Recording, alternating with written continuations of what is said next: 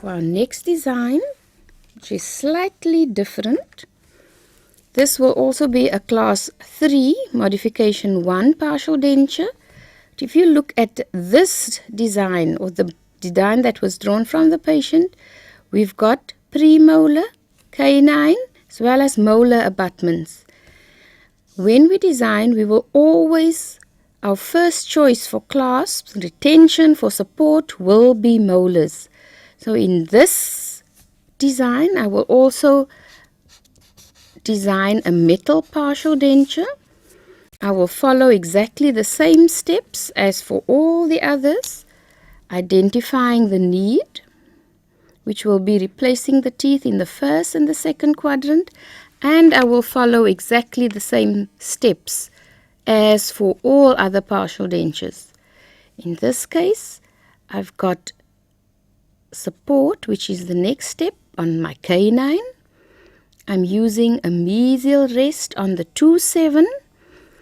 In the first quadrant, because I've got a premolar and a molar, I will always select my molar for support and retention. And I'll have a rest on my canine as well. So the next step is to provide retention as well as reciprocation. And here again, I'm using my circumferential clasp, my reciprocal arm, my active arm that's engaging the undercut. I'm using distal undercut. On the 1-6, I will also use distal undercut. And my reciprocal arm that I have to include immediately. I've got my 1, 2, 3, 4 rests. One can also consider in the clinic whether it is necessary to place another clasp on the canine. That will depend entirely on the clinical situation and in discussion with the patient as well as the supervisor. The next step is to connect the separate components, and because I'm using a cingulum rest, I'm then covering that. I'll have to extend it over my premolar, because remember, I cannot relieve one tooth only. Anteriorly, I will connect it to the canine again, relieving my anterior teeth. That's the advantage of having metal partial dentures.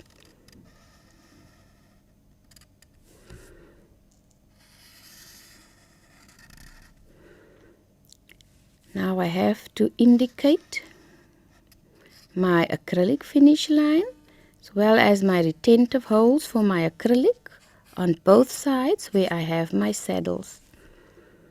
So when I look at my design, I've got my 1, 2, 3, 4 occlusal rests that will give me my support.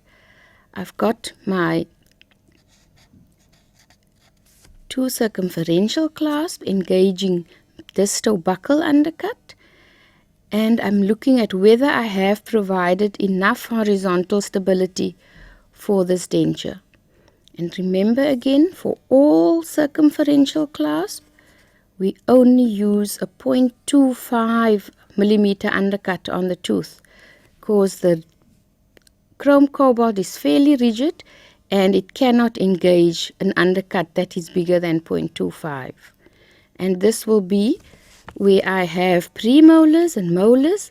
Molars are always my first choice for providing support and retention.